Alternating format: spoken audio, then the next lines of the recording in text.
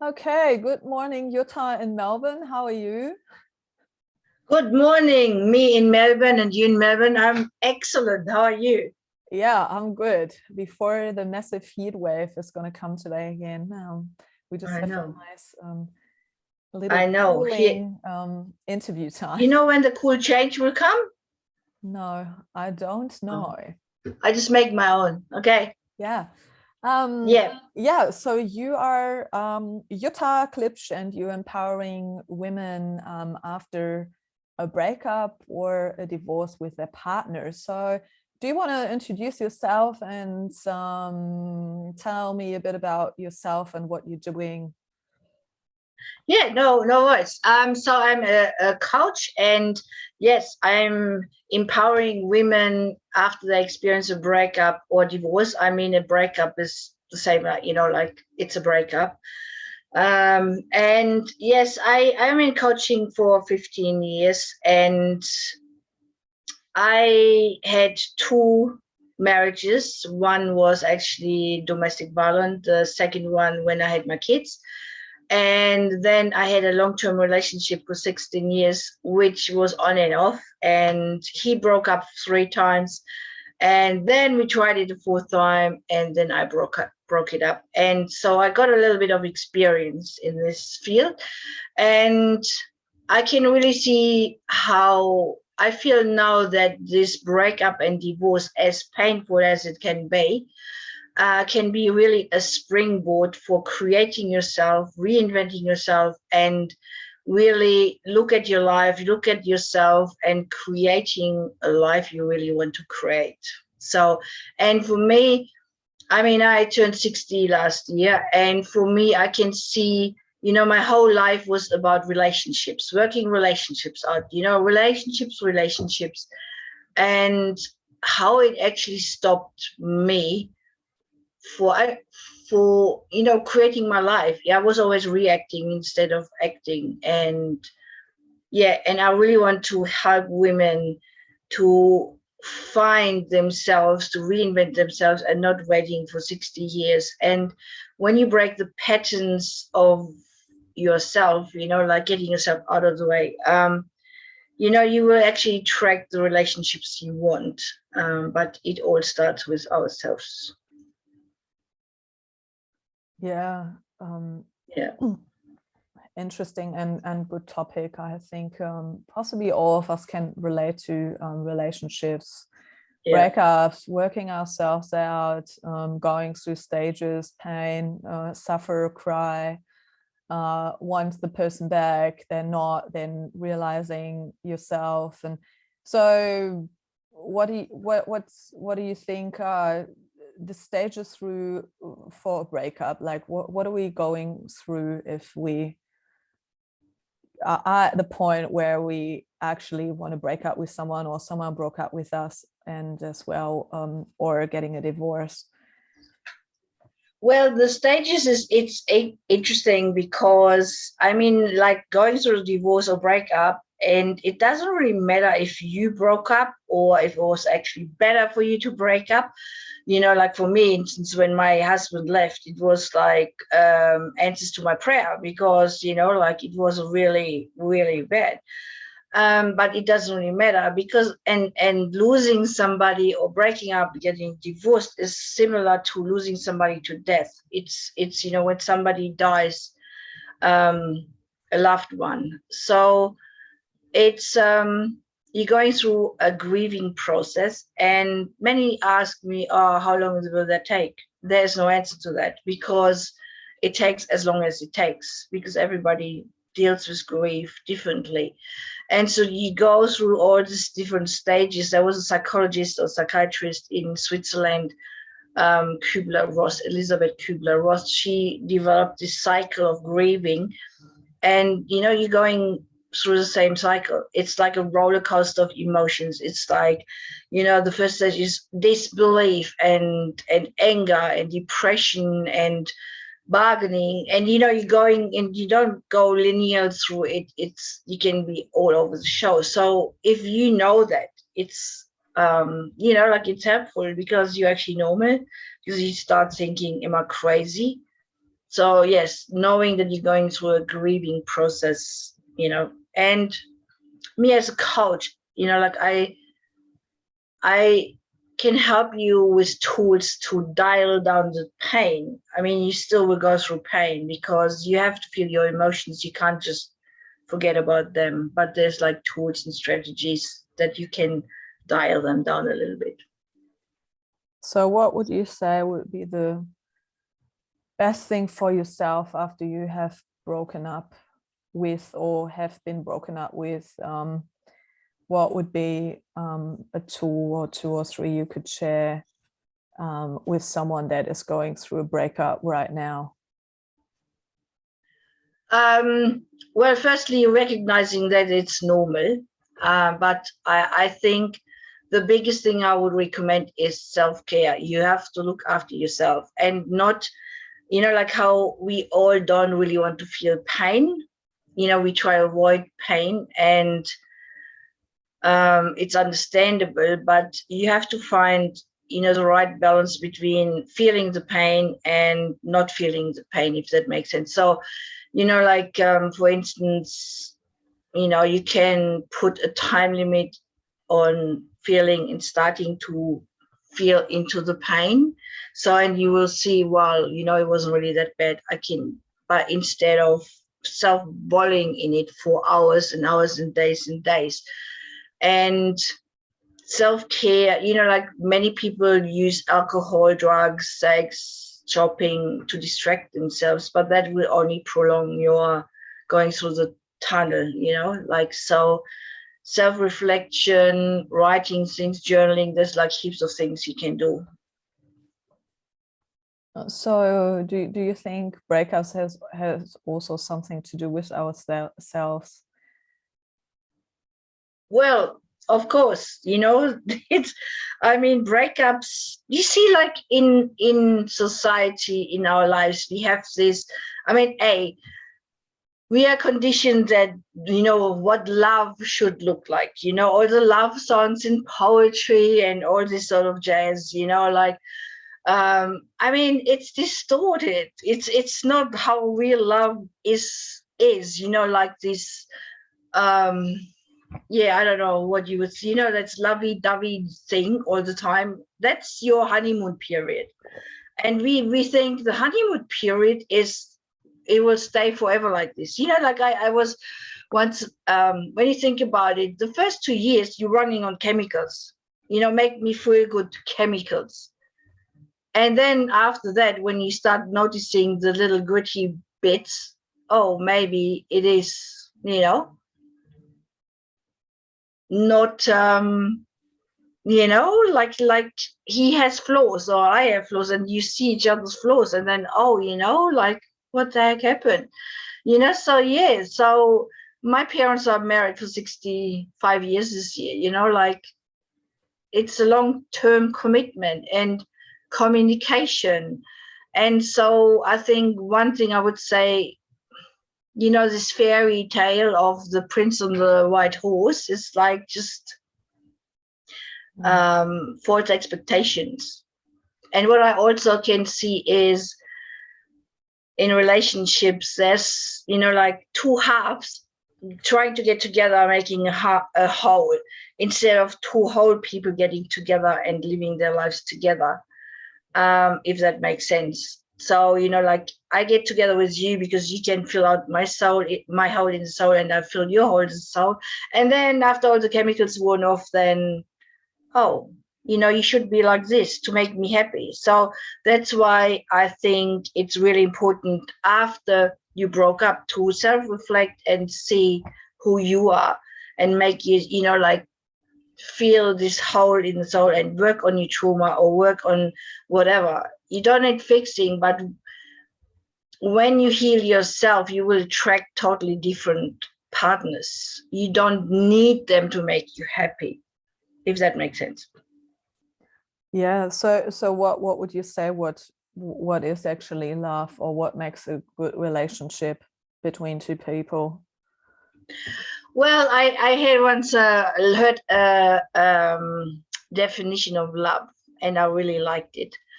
When when two people get together and they're creating a nourishing environment for each other to grow to their full potential. And I mean, your potential can change, whatever, but you know, you create this nurturing environment where each of you can grow. And if you're a healthy person, if the other person does whatever they have to do or are interested, you don't feel threatened, or you know, like they don't love me anymore because they don't spend time. There has to be this balance, and there's a me, a you, and then there's unity. And if you know, like look at flowers, whatever, you actually, you know, give the environment enough sun, water, and nourishment in order to for both of them to grow, not just one person. And I mean, it happens a lot in relationships as well. One grows, the other doesn't grow. That happened to me.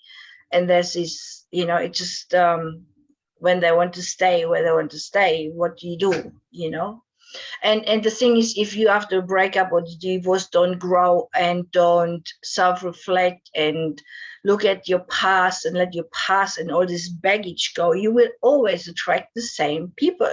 Like there's so many women who get out of a abusive relationship or out of a you know, living with an alcoholic husband, and they get out and then they find themselves in the same scenario, just, you know, like the same shit basically, but different faces. So, you know, that's why it's so important, why I'm so passionate about it. You know, use that time to look at yourself. Yeah. Why do you think you ended up in an abusive relationship? Because obviously your parents seem to be 65 years together, and they seem to be happy from what I gathered, or like have a big commitment that night to each other. So why do you think you ended up in these two really not so great relationships? Good question, because I asked myself the same question, you know, like because I thought myself fairly intelligent and together and, you know, like you know, down to earth, and I was always my own person. And I had a boyfriend. He actually was the first one who was a little bit abusive. And you see, like I believe that there was an innate seed, whatever you want to call it, of not feeling good enough, you know, not being of the deserving. And I know when I went through my childhood, I was always the black sheep, you know, I felt not heard, not seen, not, and you see, like, it's interesting because, you know, like whatever relationships you get into, it's normally, I mean, it's generalization, but it's normally you try to fix some childhood trauma or some childhood stuff. You try to fix it, you know, like for instance, and we tend to marry or be with people who are like either our father or our mother, and that's quite interesting as well, because we try to solve whatever happened in our child. Like for instance, I had a client who ended up with a husband who was a drug addict, and she couldn't understand why he couldn't get off the drugs for the love of their family. And you know, like the family should be more important than drugs, right? And I mean, he was addicted to drugs, so that's an issue in itself. But knowing the background of her father, who was a drug addict and alcoholic, and who didn't look after his family, and was drugging and drinking, so she recreated the scenario because she wanted that, you know, somebody would give up the drugs for her, so she was more important than drugs. Does that make sense? So we recreate sometimes a scenario from our childhood to actually resolve it. So you mean like she had this observed in her family, and then she was recreating it in her own family because that's what she knew Yeah, not what best. she knew, but also she wanted that because her father didn't give up drugs and alcohol for the family. She wanted to, so she had her husband. This is all subconscious stuff. It's not like, oh yeah, that's what I'm doing. But she wanted that a man would give up drugs and alcohol for the family so she would feel loved. Yeah. That would Dad, be a sign of love for her, so she was better than that. So and that's the thing, if you don't realize the subconscious patterns, you will repeat them. They're very, very, very subconscious, and you have to go a little bit into your subconscious to find these things. And I mean, oops, my camera is going again. And you see, 90%, some even say 95% of what we do in our behavior is run by our subconscious mind. So that's why it's so very hard. Sometimes it can be hard to change or transform by yourself. So it's good to have, somebody there, because somebody else can see your blind spot. You don't know what you don't know. So, because this is run really subconsciously, it's very hard to find it for yourself. Does that make sense? Yeah. So for example, for you, it was like that you felt like you were the black sheep and you pretty much had to please everyone around it. So you pretty much left someone being abusive to you in your relationship. Is that? Yeah, it serves a purpose, because you see, how can I say it? If we have a belief, as subconscious as it can be, we always find evidence for that, or we create things as evidence for it. So if you think you have this internal dialogue and think, I'm failure, I'm a failure, I'm failure, and you imagine you have like a warehouse and you have a torch, you always will put the torch on the things which support that you are failure, instead of switching on the light and seeing all the things you have done. And there's for sure things that you weren't a failure, but so that's why it's so tricky with beliefs, because once we have formed a belief, we actually try to prove it. So and then we get into a relationship. You were worth of you see I'm better in relationships. Yeah. It's also self-fulfilling prophecy. That's why we have to be very careful about our beliefs, and that's why. So when did you become aware that this was not a healthy relationship for you and that you had this pattern? Well, after the abusive relationship, I had to look at myself. And you see, not very many people want to hear that, and it's very with caution. But when somebody's in an abusive relationship, you have to take responsibility for yourself being there. I know that sounds a little bit silly, but you see, like, okay, I tell you this. There's a model in coaching, and it's like a line, okay? So when you're under the line, it's like you blame, you shame people, others, you have excuses, justifications, and you're making up stories, okay? So, but that keeps you stuck. As soon as you go above the line, which takes ownership about things, responsibility and accountability.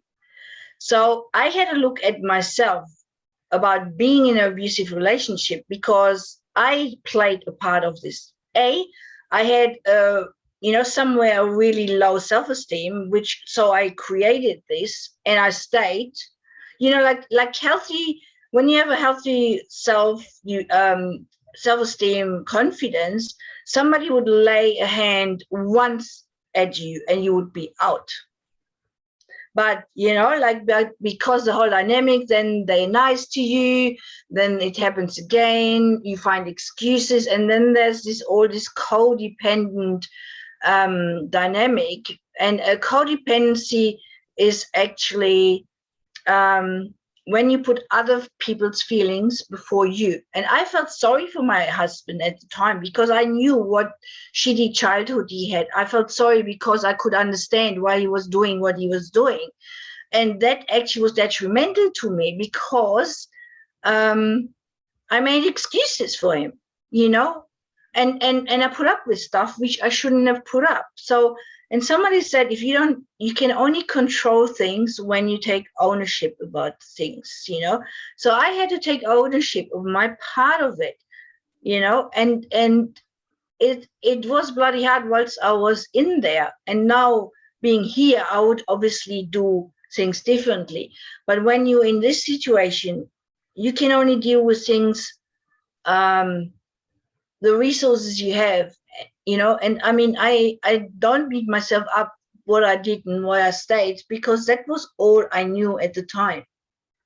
But now I'm here, and now I have a totally different perspective of the whole thing. And now, you know, I can, and I use that perspective to help women.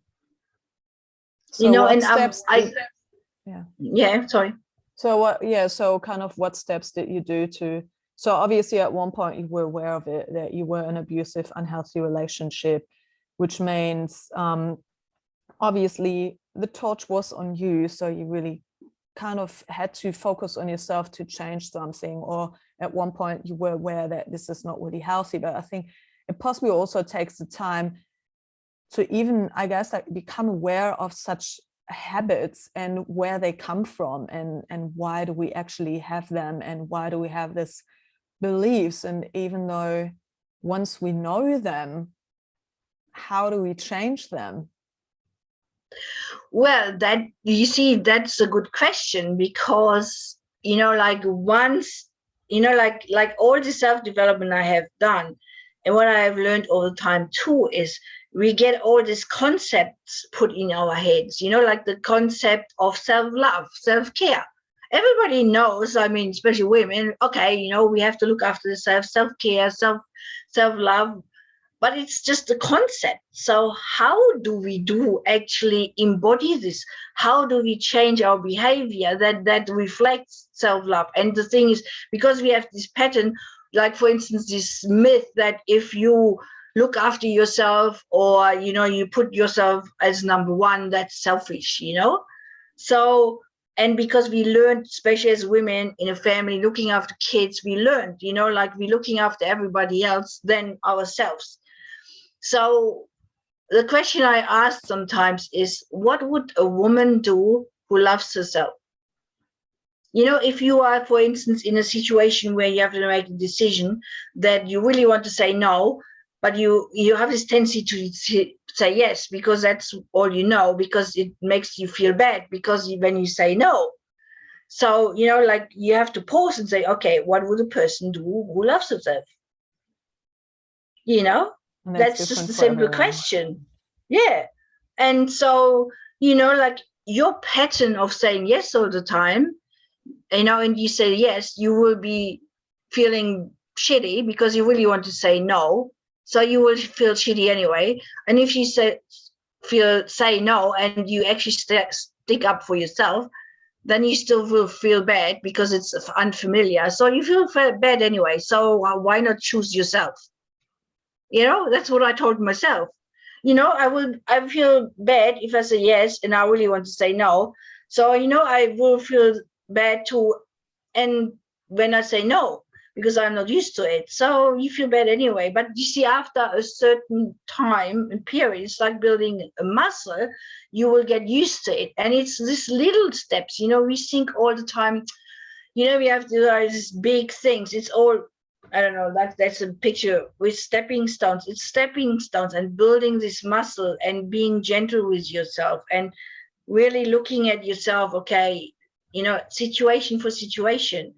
And, you know, and yeah, so, and the thing is, you know, like you are the greatest gift to this world. You may, when we are at our best.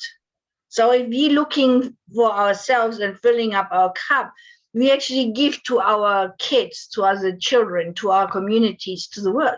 So the better we look after ourselves, the more benefit everybody around us has. So what would you say some habits we have are like, or how we can change them. For example, let's say, oh, what are important steps to nurture myself, look after myself? I think like one would most likely be, as you said, boundaries, but also being aware of possibly codependence / not putting others all the time first, just put your own needs first.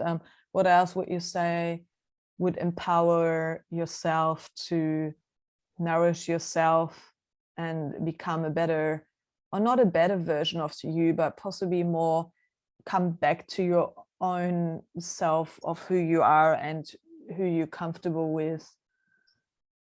Well, like taking ownership, that gives you power. If you, there it goes, good. If you, you see, if you blame and shame your ex all the time, that doesn't give you power. You give somebody else power over your happiness, and nobody is responsible for your feelings, but it also gets to the other side. I am not responsible for your feelings. That's your stuff, man. Like, so you can only control what you own. So I have to own my feelings. I have to own my thoughts. I have to own my action, and I let them own their stuff, and not, because other people will blame you. That's your stuff, man. If somebody gives you a piece of shit, will you take it? You're not.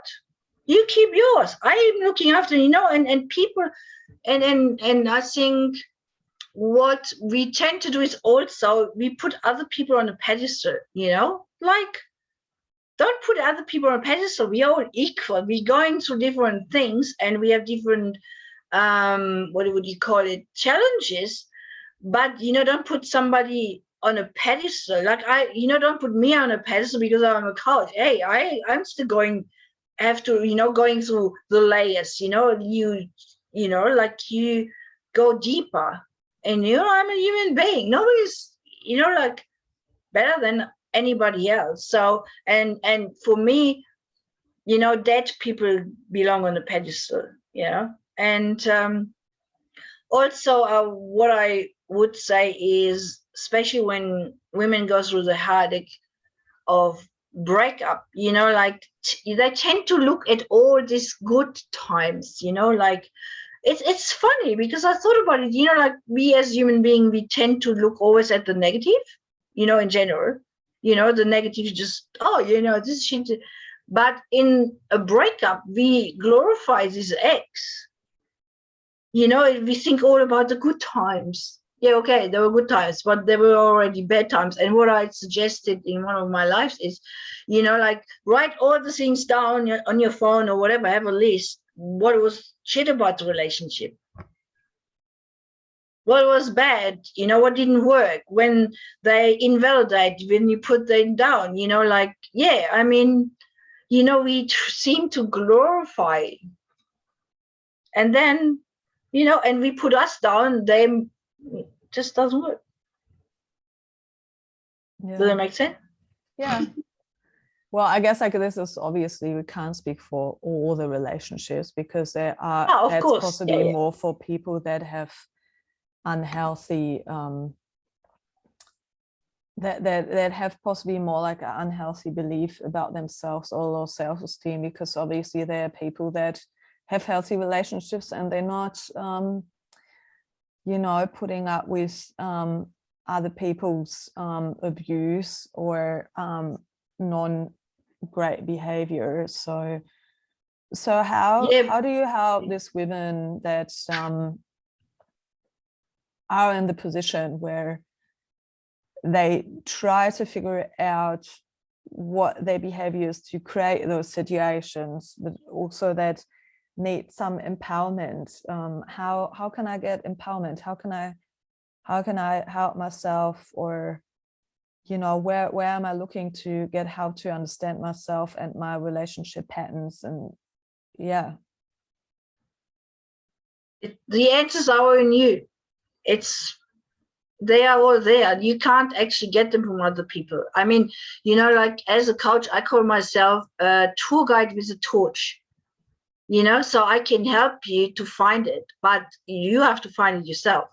I mean, I don't have the answers for anybody because it's your life. You are the expert of your life, but I can help you to find, as I said, the blind spots. But, you know, like, I think what people, yeah, we all trying to look out there, but when we really go within and ask good questions, you know, like, how did this happen? You know, like go and try to ask questions who go a little bit deeper, you know, and I mean, it will help much. Like, I really think most of the patterns we have established is from childhood. You know, like how did I feel? Like how, you know, how did I feel in my childhood? What happened there? I mean, you know, like I felt always, for instance, me, I didn't feel seen and heard, and I didn't feel important. I didn't feel like, hang on, I mattered. Oh, this camera. If that makes sense, you know, I just disappeared. Oh, we forget the camera then. You don't have to see me. You know what I mean? It is, and I can say that I recreated my childhood where I felt like I didn't matter. I recreated that in my relationships. I recreated it in my work. Sorry. Give me 1 second.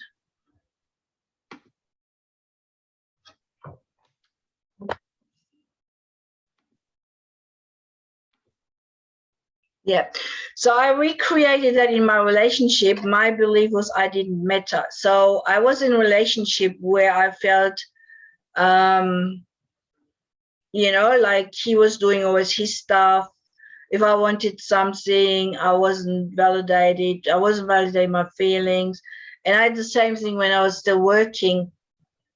I felt I didn't matter. And I found all the proof that I didn't matter. So we, you know, and by looking at it and, you know, saying what is really my prime belief, and then when I found it, I don't matter, I could see it everywhere in my life. Even in my coaching, like at the beginning of the coaching, I didn't matter because anything what I had to say didn't matter because everybody knew what I knew. And that, you know, would keep me low. It would keep me small. It's very interesting. Yeah.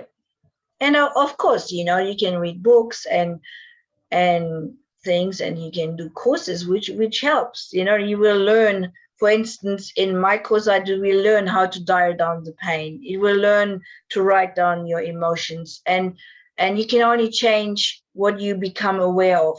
So you need to work on self-awareness. You cannot change anything or transform anything what you're not aware of, because it's in your subconscious, in your blind spot. So you have to dig things out in awareness. And I mean, I do also hypnotherapy, which is where you switch your conscious mind, which is your critical mind, off. So you actually can go deep into your subconscious and see, and yeah, it's very, very powerful. And I'm also a certified MBIT coach, where MBIT means multiple brain integration technique. We have actually 3 brains: a heart brain, the head brain, and the gut brain, and I help people to align. And then you have access to your highest wisdom, and you will get answers. But, you know, if your heart wants to go there and your head wants to go there and your gut is protecting you and fearful, it's very hard to, you know, be when you're incongruent, to find your answers. And especially with a breakup and divorce, what I also have learned is it's like an addiction. So, you know, you don't get your endorphins anymore from the other person. So you know, like, and that's why I really think I went back 3 or 4 times to this ex, because we wanted to recreate this, what we had once, and it gives you all these good feelings. And, you know, it's like withdrawal symptoms. When you look at some of my breakups, it's like full-on withdrawal symptoms, because we create all these chemicals, they go to our brain. So a relationship can be our drug. And then when we don't have this relationship and go through our withdrawal symptoms, we actually have to create all these chemicals by ourselves. We have to be our chemical factory, you know, like, and so how do you do this? You do it through exercise, meditation, good eating, and you look at after your body, mind, and spirit.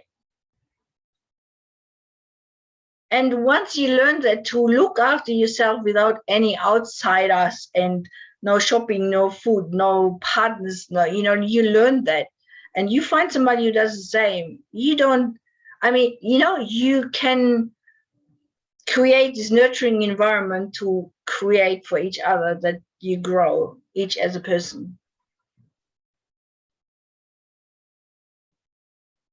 Yeah. So yeah, you mentioned a few techniques like the body, the gut, what was that? The Heart, the heart, and the head, and the gut. So in yeah, embraining, yeah, sorry. and Yeah. also hypnotherapy. But can you just share a few tools that, you know, ones can do to find themselves, to empower themselves for themselves, and to yeah, also specifically after breakup, maybe some first aid techniques you can do, like I think you said before, for example, journaling, like how would that look like? Well, for instance, at night, you know, like I have a ritual at night. So you write down everything, like 3 or 4 or 5 things, whatever you're grateful for. And I mean, it's scientifically proven gratitude changes your brain. Okay. So, and your mood. So be grateful, 3, 4, 5, whatever you choose, have a gratitude journal. So what I do is like 3 things you're grateful for, and also write down maybe 1 or 2 achievements you did during the day. You know, like, I don't know, for some people it's just getting out of bed. For some people it's going to the gym. For some people it is, you know, like not going and watch TV for 3 hours. So, you know, like, what is your achievement you did for the day? Be grateful for, and then decide, how do you want to get up in the morning? How do you want to feel? You want to feel energized, rejuvenated, and so you actually put it out there. You will actually feel differently how you wake up in the morning. So that's, you know, also, because it's a very stressful time when you go through a breakup, I'm very much into de-stressing you, and having tools how to get out of this fight-flight mode, you know. So we got an autonomous nervous system. So when there's a line, you get stressed, and, you know, your heart rate goes up, and, you know, like, your autonomous nervous system creates all this stuff, cortisol. So you are stressed, and the line goes, and the other it's What called line, parasympathetic. sorry? Like, if you have a line, you see a lion, an animal. Oh, a lion. Okay. Like, you can't understand my German accent. Anyway, yeah, so, you know, there's stress mode, and we are not designed to be full on in the stress mode, because then part of our brain switches off. So we have to learn ways to de-stress ourselves and get into this equilibrium. So I for instance, teach, it's called balanced breathing, and I work with something called heart math. So you're getting into this balance between stress and balance between totally relaxed. So you will be actually alert. So and then you can make decisions and you can see things much clearer. So for me, it's very important that, so I actually, when I do a one-on-one, I always get people in this mode so they can act, they're in this balance. Because if you're too relaxed, then that doesn't really work either. But when you're too stressed either, so I want people in this balance. So I actually teach people that breathing. So de-stressing yourself is very important. Also, for instance, if you want to forget your ex, which seems to be a big thing, as I said, take your rose-colored glasses off and stop telling your story every 5 minutes. Like we tell, and especially women, you tell it for your girlfriend and then another, and all the time you repeat this story, it stays stuck in your brain. And you create these neural pathways and they get bigger and bigger and bigger. So this even will have more impact. You will actually, by memorizing your story every 5 minutes, it will actually keep you stuck. So the less, in the story. Like, for instance, I give you a little metaphor. I used to live opposite this bushland, okay? And it was, they wanted to make tracks, but they never did. So some kids with motorbikes went there and they created this path. And then people took their dogs and the path would get bigger and bigger, okay? And then one day it was summer and the snakes would come and nobody would go there anymore. And then the path would grow over and you couldn't see path anymore. It's the same with your brain. The more you use that pathway, like your ex, you make it bigger and bigger and it will be more profound, and it will have more impact on you. So, but if you don't activate this pathway, it will shrink. And after a while, it shrinks and shrinks and shrinks. And then, like your ex will go into the distance. Does that make sense? Mm-hmm. So you have to wait for the next. So, what I told myself when I was going through my divorce or breakups is I actually put like 2 minutes on, okay, I can think about him for 2 minutes and I can, be painful. But then I would refocus my energy to something else. Because what you focus on, you give energy and you make it bigger. So you really have to, take control of your mind and say, okay, 2 minutes, and then that's it. Things like that. So how do you deal with,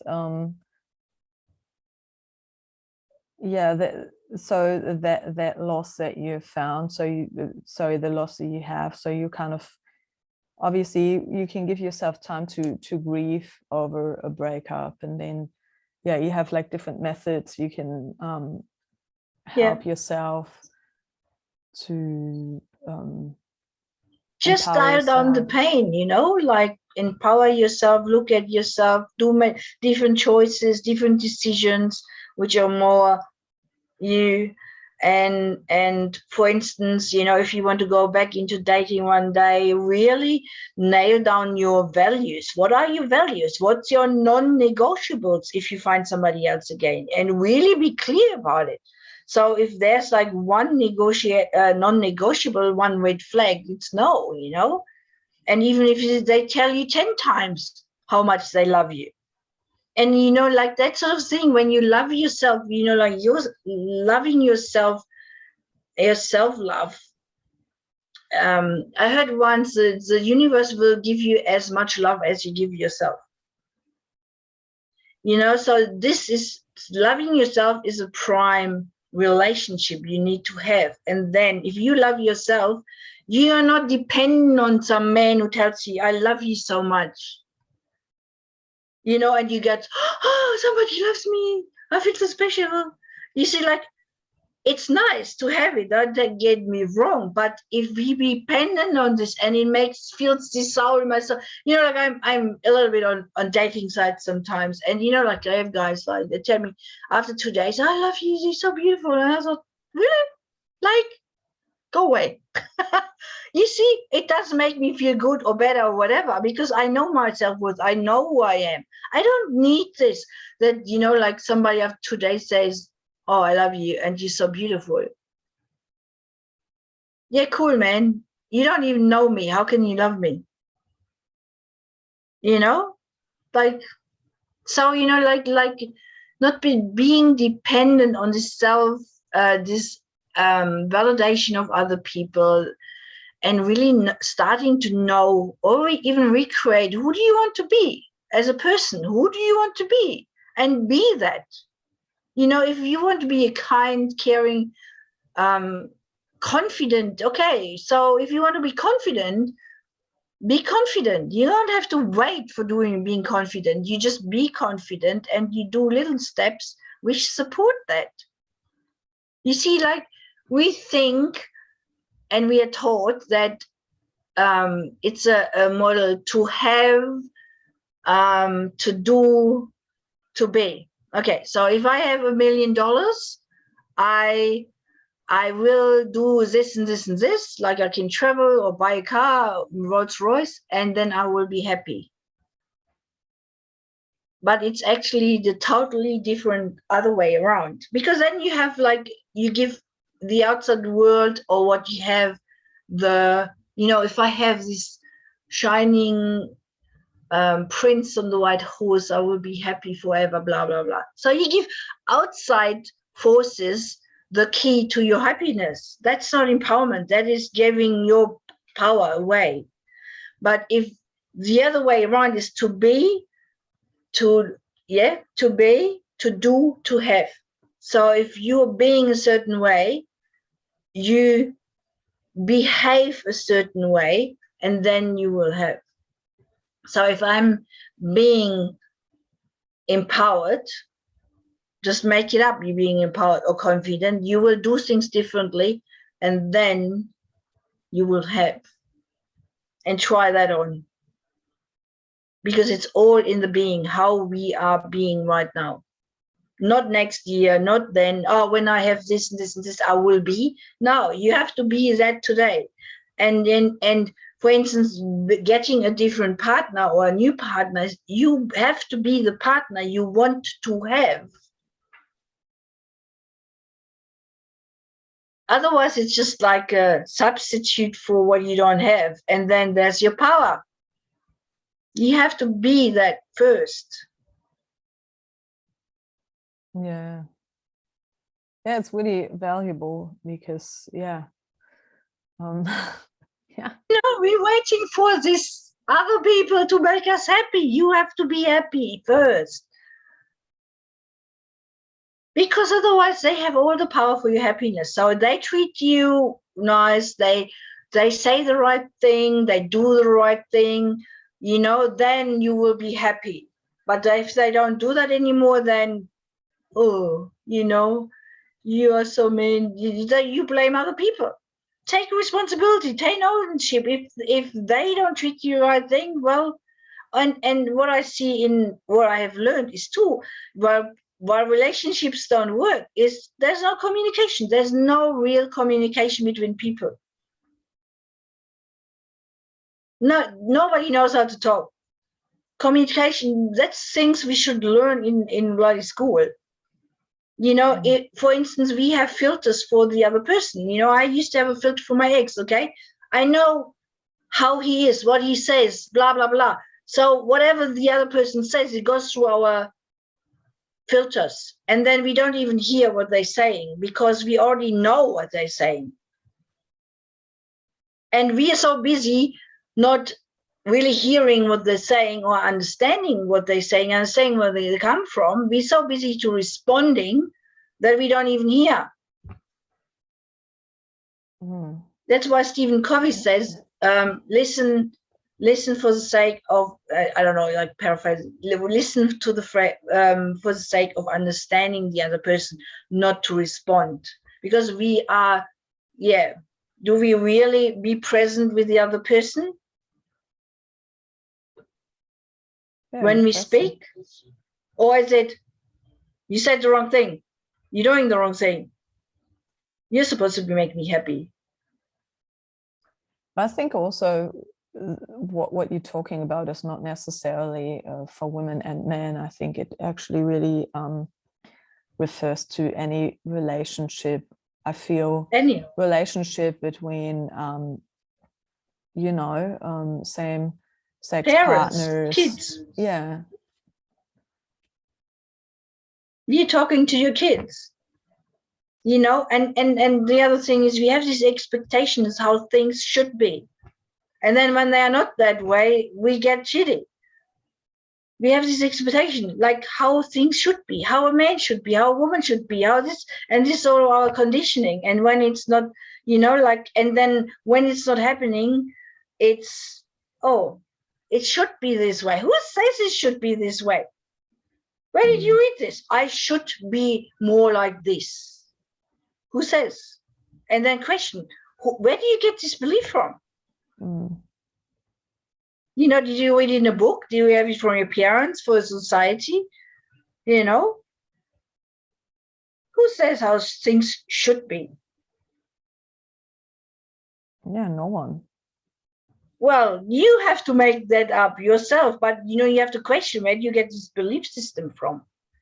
And I mean, I think growing up and relationships, I mean, relationships are there for us to grow, you know, and there's another misconception. We think everything should last forever. No, not everything lasts forever. It just doesn't. There's nothing as constant as change. And, you know, and so, you know, like, and especially marriages, people change, people have, you know, grow differently. People have different needs. People, you know, didn't talk to each other. So, you know, and if there's a breakup or a divorce, it is for a reason, you know, because the relationship was obvious. Even, you know, like if you break up, they break up. Obviously, there's something missing or something not addressed, and some, you know. So, I mean, I think you can grow together because I of mean, course ultimately you bring yourself into any other relationship afterwards as well. That doesn't necessarily mean it gets better. And I also think that relationship is also commitment, and it's not always an easy path. Easy streets, but you can definitely have a relationship that lasts long. Definitely. And as I said, communication is consideration, communication, seeing where the other person comes from, you know, getting in the world of the other person, you know, like, because we think always we are right, they are wrong. It's not true. Like in their head, they are right and we are wrong, you know. So how can we actually communicate that, you know, we understand each other, like sort of to agree to disagree without making the other one wrong all the time, you know? It goes by both way. Why do we make them wrong, you know? And then it's actually in the big, and it's also in the world. Like, I can't really say that you're wrong and I'm right, because if I would be in your shoes, I would be thinking the same thing. And this goes on a global way between countries and wars and stuff. You know, people always, and especially in a relationship, yes, you have to be looking after yourself. But if you're in a relationship, you know, there has to be communication, understanding, you know, and I think it's very hard when one grows and the other doesn't grow, because then that was in my experience that I couldn't really communicate. I found it really hard to communicate because whatever I said wasn't received in the right way. So, but I had to take responsibility for my communication as well. So if somebody doesn't understand it, I have to go on a different level so they do understand, you know, like, so it's all growing, it's all relationships, it's, you know, evolving as a person. And we don't evolve as a person if we are not in a relationship. You know, like there's a saying, no man is an island. We cannot actually grow if we by ourselves. This is all there for us to grow, for them to grow, for us, you know, that's the beauty of it, for being a human being, because we need each other to grow and evolve. And sometimes it doesn't look like the perfect thing, you know, we married and it should last for 100 years. Sometimes it's just, you know, people come in our lives, they go, there's just like this exchange for really the betterment of everybody when you look at it. That's beautiful. But you know, we have this misconception that everything has to be perfect and has to look like this and look like this, and you know, like he should be like this and I should be like this. It's just like crazy. People really have to chill. Like I have this thing. It's one thing to accept what is. You know, acceptance is a very big step of growth, and even, you know, like that's why acceptance is the last step for the grieving process, is accepting what is, and then you move on. Yeah. Because, you know, when you look at it, you know, like when something happens, it's all neutral. It doesn't mean anything. For the universe, for the world, something happens, an event happened. And then we put our little interpretation there. Oh, you know, it shouldn't be like this. No, no, no, no, no, no. How we interpret this event is how we makes us feel. If we get into the acceptance, this is what happened, without any things attached, no judgment, that's happened. You know, it doesn't. So how do you feel when you accept something? You can move on. You can create new things. You know, stuff, you know, like here. I had once a client, he had funny behaviors. That was before I had my niche, and we went back to when he was 3, and his mother dumped him on the grandparents, and he stayed there for 9 months. Not talking about abandonment issues, but his grandmother told her husband, the grandfather, don't give him any lollies, you know. And then one day the grandfather gave him a lolly. Grandmother came in, and she made this big rage. And he formed the belief that he was bad. He got his granddad into, but he was bad. And then, you know, I said to him, so what if you would have put a different meaning on it? You know, like your grandmother could be the last lolly, could be a special lolly. She could have a sibling who died and choked on a lolly, because I happened to my daughter when she was very nearly, you know. So she could have had a bad day. Somebody could have died, whatever, you know. So what I'm saying is, when you have an event or something happens, even, you know, at the present, your ex says something, whatever. What meaning do you attach to this? All meanings are actually made up. They're false. So you can create 10 different meanings. So then choose the meaning which makes you feel the best. We are making meaning machines. Yeah. So you are making meaning machine. What meaning do you attach to events? Oh, he left me. I'm useless. I'm not good enough. I'm not sexy enough. I'm not slim enough. La, la, la, la, la, la, la. No, maybe he just left you because he left you. Maybe he has to experience a different thing in his life. You know, giving other people the freedom to experience their lives according to them doesn't mean anything about you. Maybe just what happened. Yeah, it's like where everyone is in life is also an important thing to see. And I feel like that's the thing on what belief do we have about relationships? Why do we think we need it? What do we need? And also, why do we stick with things when we actually feel it doesn't feel right? I remember when I was a teenager, my friends were always like, if I go out, I nearly go like a tick off list, and if it doesn't fit, I wouldn't be in a relationship with someone. And I'm like, but yeah, it's to me, it's actually not like that I'm deserting someone or reject someone. But if you already know that most of the values and interests and things are not shared, and I think there are some valuable keys that make also a relationship a good relationship. And Of course.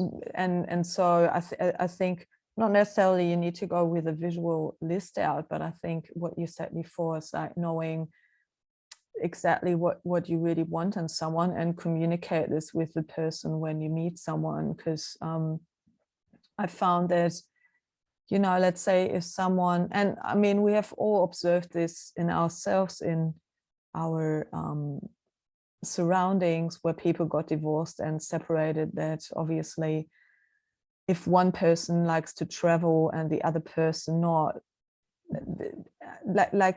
well, the question is, you can be that way, but then you need to be this person that is really open and accepting of that there are two different people, and you accept the other person to be still the person that they are, which I mean is healthy in the first place, in my opinion.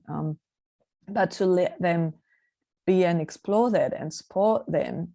But if you can't be this person, then it's possibly better finding someone that wants to do the same things as you, like working 9 to 5, staying in the same place, or being an adventurer, traveling. That's at least what I really discovered in a lot of relationships that I've observed or I've been in, that in the end of the day, love, what you said at the start, and all the hormones and the and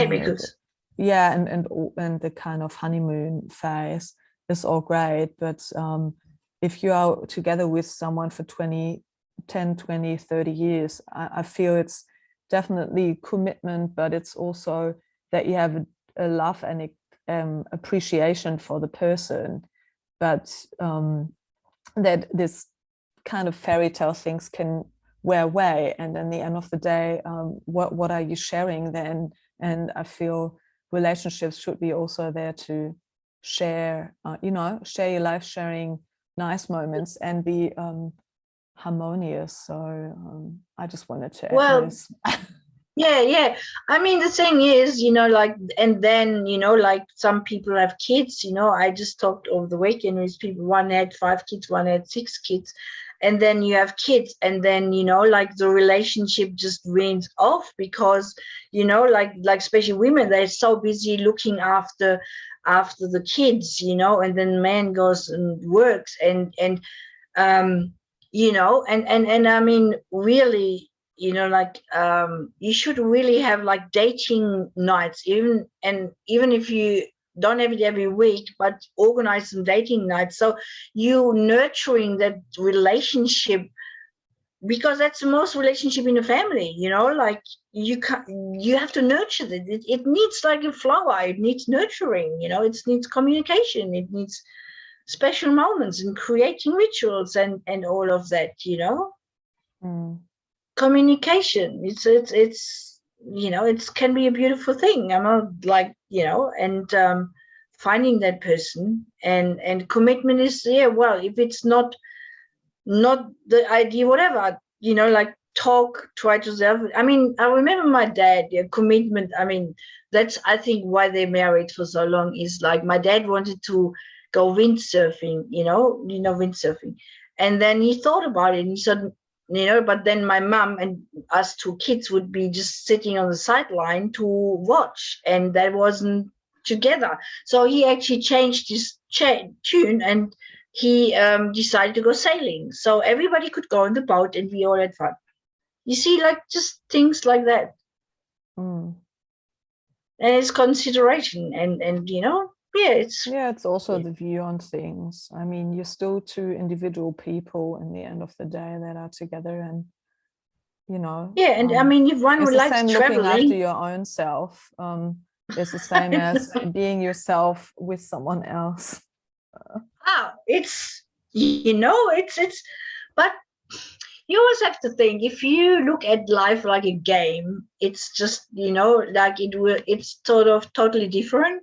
We take everything so serious, like just look at a game and go with the flow. Like I just love to go with the flow now. Like, I mean, I just I said to my ex when we got back together, I said, my life is like a river now. I'm going with the flow, and if trees falling in, I will pick them out. Like, or obstacles that go wrong, because water is flowy, and and he said, I will never be your tree in your life anymore. But it wasn't true. I had to pick him out again.